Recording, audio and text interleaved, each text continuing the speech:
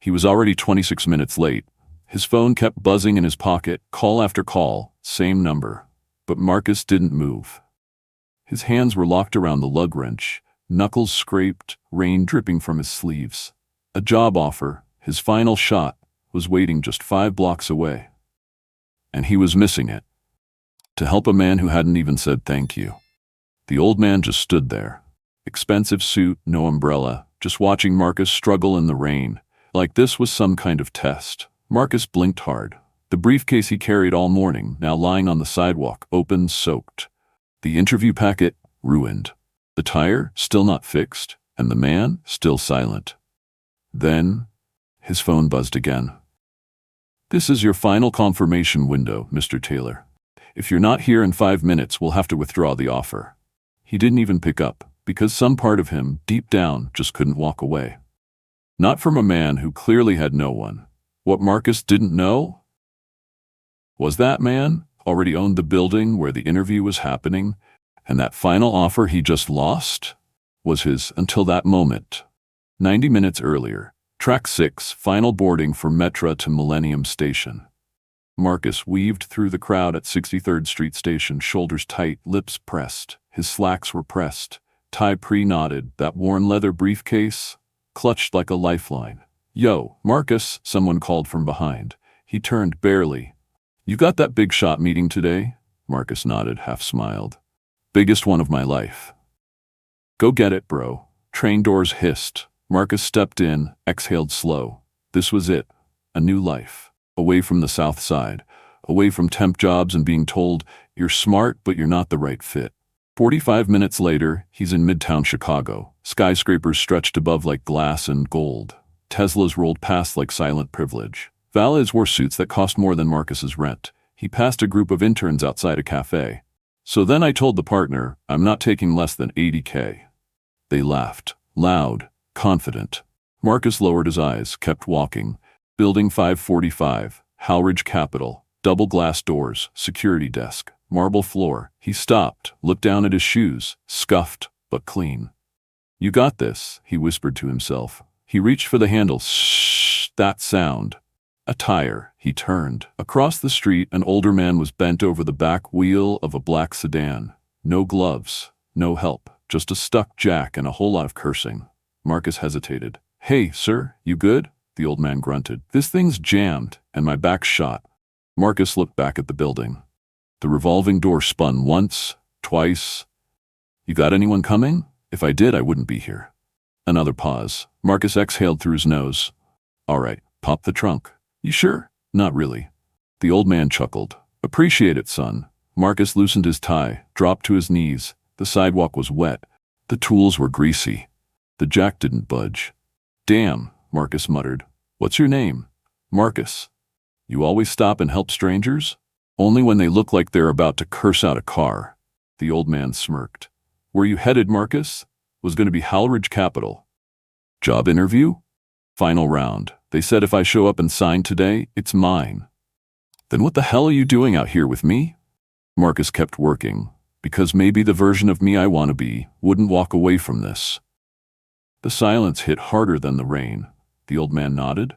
"That's rare." "So I've heard." Marcus's phone buzzed in his pocket. He didn't check it. "You don't need to answer that. If it's meant for me, it'll wait." Another pause. The old man studied him. "You got anyone backing you?" "Just my mom's. She ironed this shirt 4 times this morning. She must be proud. She tells me even when she's not." The jack finally gave. Marcus exhaled. "There we go." "You ever fix a tire before?" "Nah, I watch a lot of YouTube." The old man laughed, then sighed. "Well, Marcus..." He paused. "You're something." Marcus looked up. The man stared at him like he was trying to figure out a puzzle. "You gonna be all right?" Marcus stood, brushed off his pants. "No idea." He checked his phone. 10:42 a.m. "Too late." The message on screen read, "Your offer has been withdrawn due to no show. We wish you the best." Marcus locked the screen, didn't say a word. "You lose it?" the old man asked. Marcus nodded. "But you didn't complain." "Wouldn't fix the tire." The man extended his hand. "Name's Gerald." Marcus shook it. "Good luck, Marcus." "Yeah, you too, Mr. Gerald." He walked away from the building that could have changed his life. unaware the man he just helped had the power to change it anyway. So what's the job you just missed? Marcus didn't look up. Analyst position. Howridge Capital. Gerald raised an eyebrow. Big firm. Yeah, first offer I ever got where the check had more than rent and ramen money on it. Let me guess, you were going to walk in, sign, and start Monday? Something like that. And you gave that up for a busted tire and a grumpy old man? Marcus smirked. Nah, I gave it up for me, the version I'm trying to become. Gerald didn't answer, just stared. Hard. Where'd you go to school? Kennedy King, Community College down in Bronzeville. Not Ivy League, huh? Nope, but I got here. Didn't need Ivy, just grit. Gerald nodded slowly. You always talk like that? Like what? Like you're running for mayor. Only when I'm covered in tire grease. Gerald smirked. What'd your mom say about the offer? She cried when I told her I got it. She gonna cry again when I tell her I blew it. You plan on telling her the truth? Yeah, I lost it for the right reason. She'll understand. Not every mother would. Mine would. Gerald leaned back slightly, still watching. Ever have a mentor? Nope, just YouTube tutorials, library cards, and stubbornness. What about internships? They want experience. I wanted rent. So how'd you even land the interview? Marcus wiped his hand, then nodded toward the briefcase. Portfolio. Built it myself, made some calls, wrote a letter that didn't sound like everyone else. You write well? I write like I talk. Makes people read slower. Gerald chuckled again, quiet but genuine. You always been like this? Like what?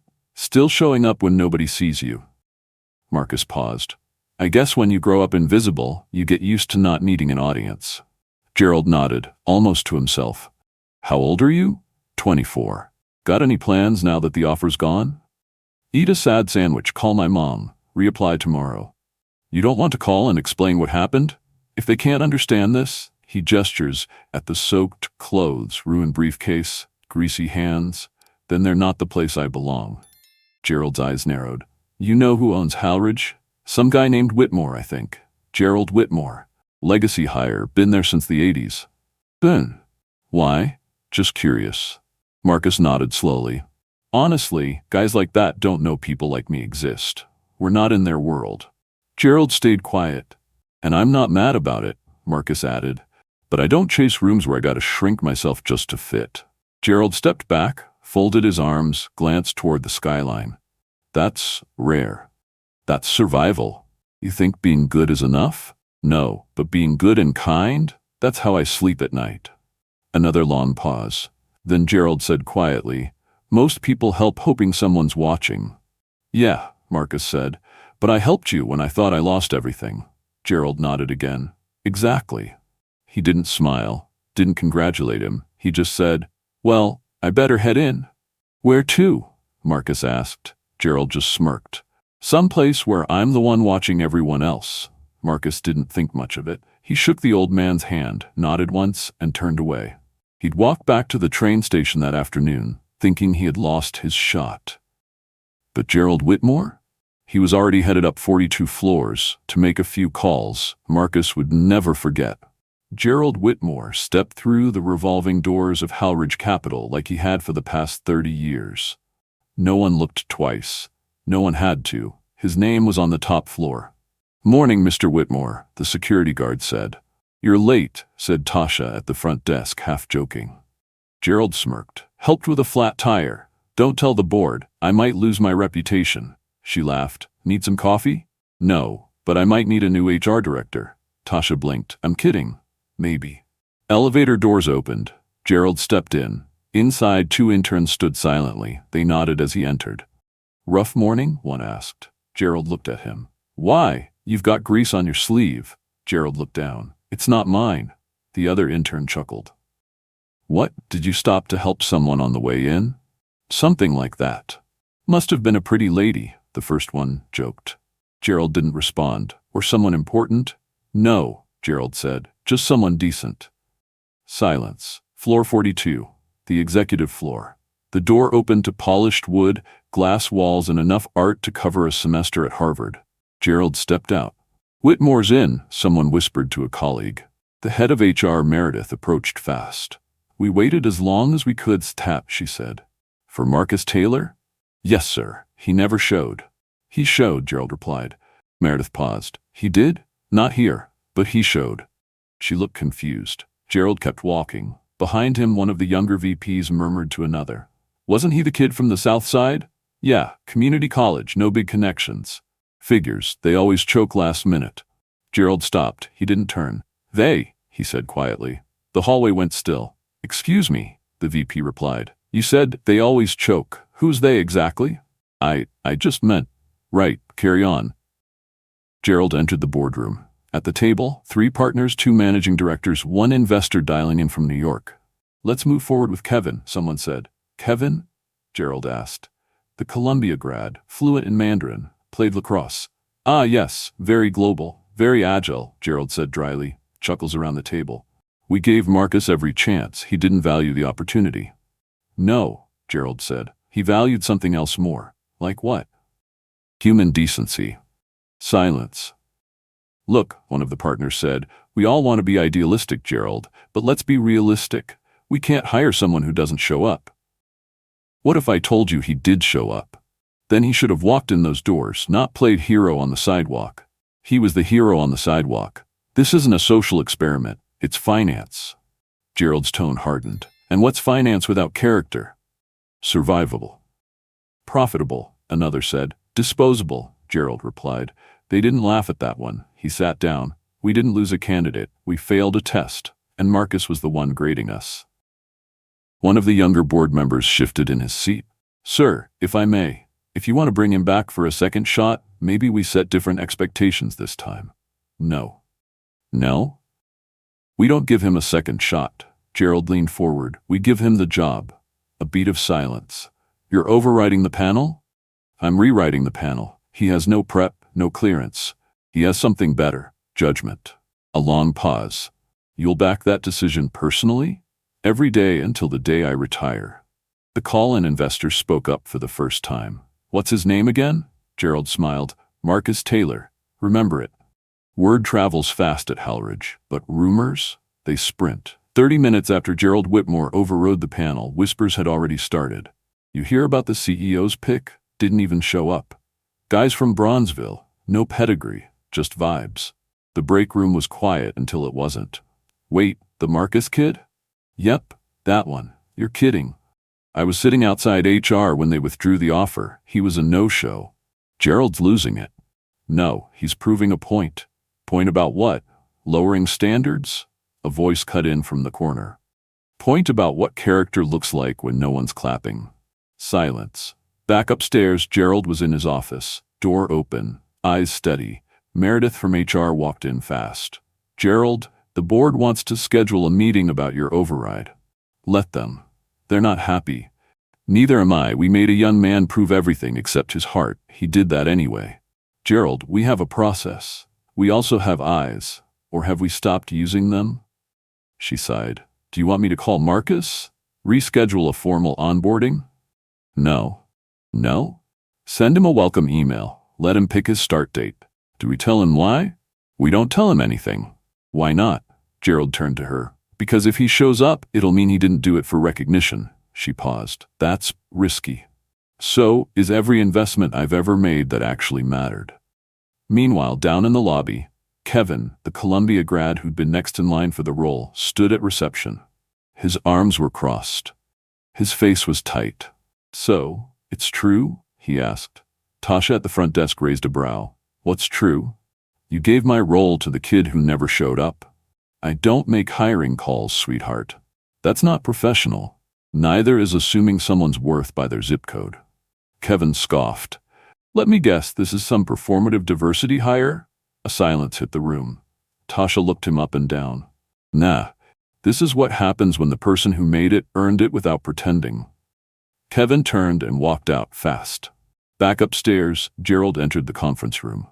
The board was already seated. We thought we made ourselves clear, one partner said. You did, Gerald replied. So I thought I'd return the favor. We can't reward someone for missing protocol. We reward people for showing up with a polished resume and a polished lie. Marcus didn't lie to me. We have investors, and I am one. You're emotional. You're mechanical, Gerald. He stopped to help someone who offered him nothing. No leverage, no audience, just a stuck jack. That's not business strategy. No, Gerald said. It's moral clarity. Something we're supposed to have before we start pushing numbers. You're going to get pushback. Good. If we never get pushback, we're not standing for anything. Silence. Finally, one board member leaned back and said, "So what if he fails?" Gerald stood. "Then I take responsibility. But if he succeeds, then what? Then maybe the next time someone like him walks through our doors, we won't need to be rescued by a flat tire just to see it." Gerald left the room without waiting for applause. He wasn't trying to impress anyone. He was trying to rewrite the way things were done. One offer at a time. And Marcus? He was already home. Telling his mom he lost the job, not knowing his next email would change his life. Marcus didn't say much on the train ride home, southbound from Millennium Station. Car mostly empty. His phone sat in his lap. Screen black. The briefcase beside him sagged open, papers damp, edges curled. He stared at nothing. In his chest? Shame, maybe. Or maybe something worse, doubt. At home, his mom was waiting. "So, how'd it go?" Marcus opened his mouth, closed it. "Didn't get it." "Didn't get it or didn't go?" "Didn't go." "Marcus, there was this old man had a flat. No one was helping." "So you helped?" "Yeah. Even knowing what you'd lose?" "I didn't think, I just moved." She nodded slowly. "That's your father's blood. He would have done the same." Marcus looked away. "He also died broke. He didn't die small." He didn't answer.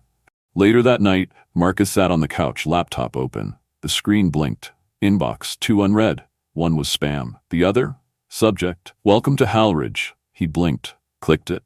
"Mr. Taylor, we're pleased to inform you that the position of junior analyst is now yours. There is no need to re-interview. Please select your preferred start date below." "Welcome aboard." Marcus scrolled back to the top. Then again, "No need to re-interview? Welcome aboard?" He sat back. She stepped out of the kitchen, wiping her hands. "Yeah? I think. I just got the job." "What?" "I didn't go. But I got it." She crossed her arms. "What kind of job gives you an offer after you miss the interview?" Marcus shook his head. "I don't know." "Read it again." He did. 3 times. "Is it real?" she asked. "I think so."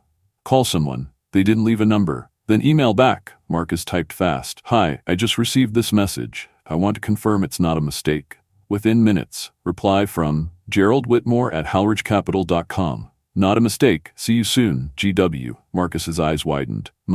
It was him. Who? The old man, Gerald? He's not just some guy?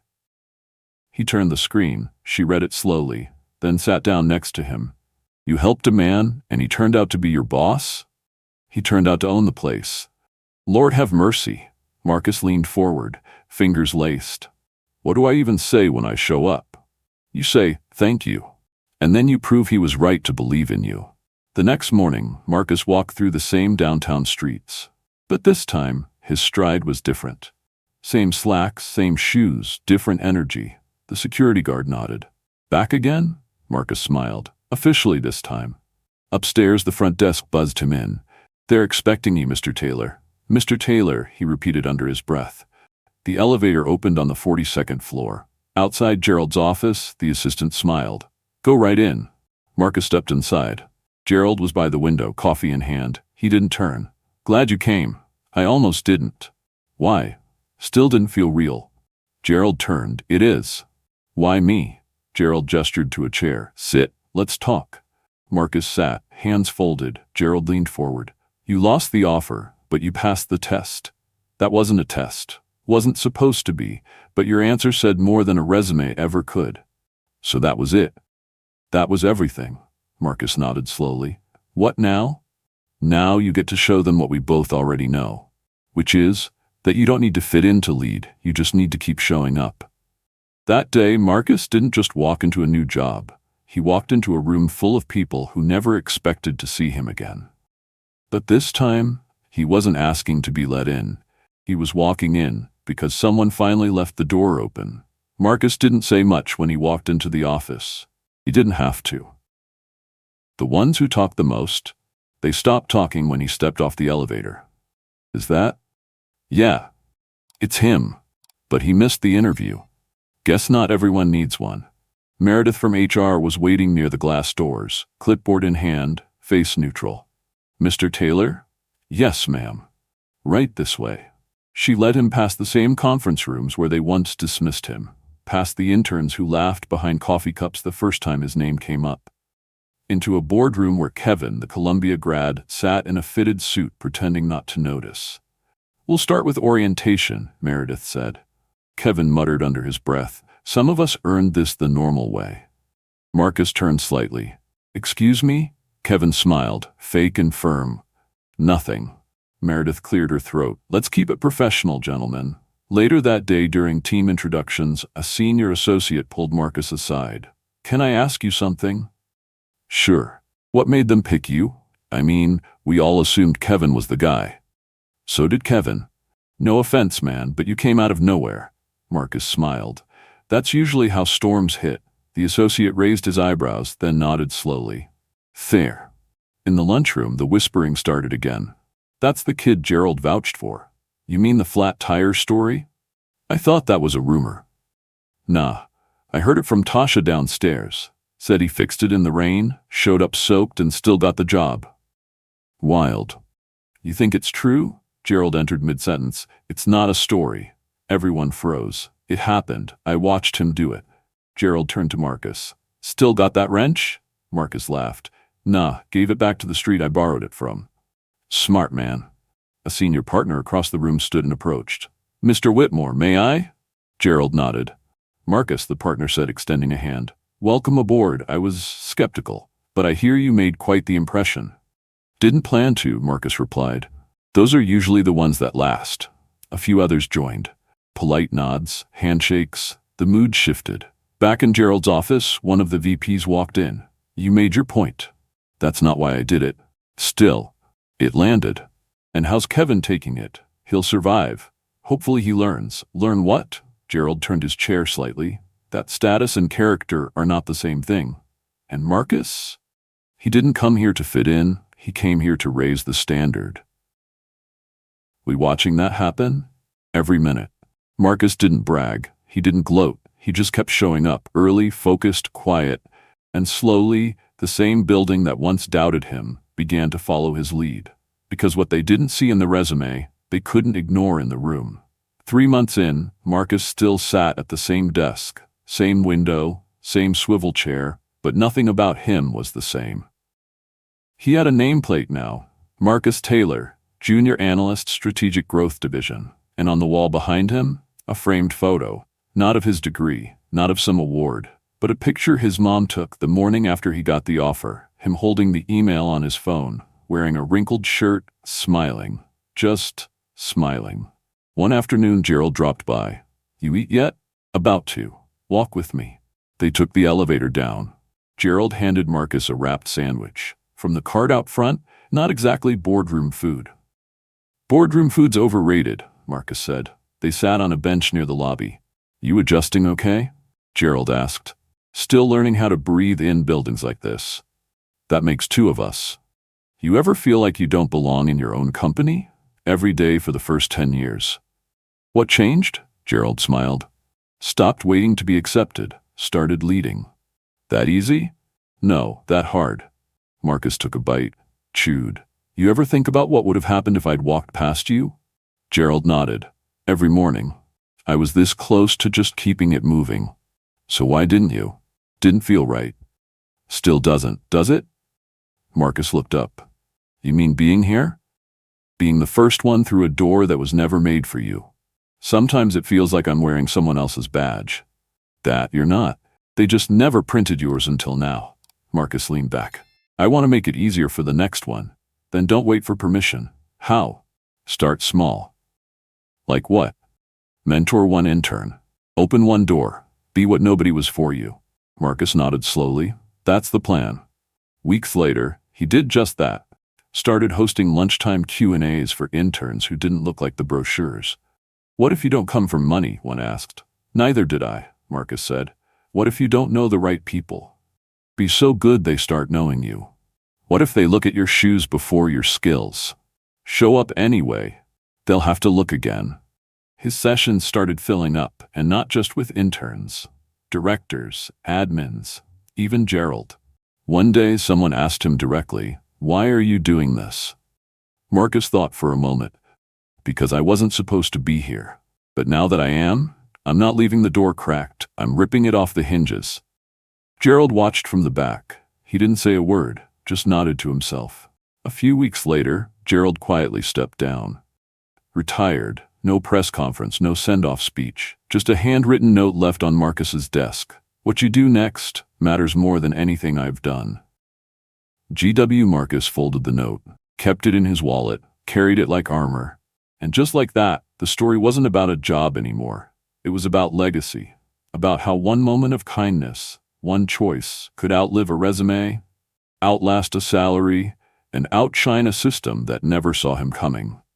On his one-year anniversary at Halridge, Marcus stood by the same glass windows where he once questioned if he even belonged. He didn't feel out of place anymore. But he didn't feel settled either.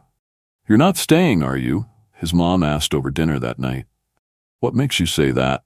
"Because you're not built to sit still." "I'm not trying to climb, just trying to reach back." "But that's what I'm afraid of." "Don't be. I finally know what I'm doing. You're not just working, baby. You're building something." He stirred his drink. "What if it falls apart? Then you build again and again until the door stays open." That week, Marcus launched an initiative, First Through, a mentorship pipeline for first-generation professionals. Not a press release, not a LinkedIn flex, just 5 mentees and one promise: you won't have to figure this out alone. One of them, Jordan, 21, from East Garfield Park, asked him during their second meeting, "How do you know when you're finally seen?" Marcus paused.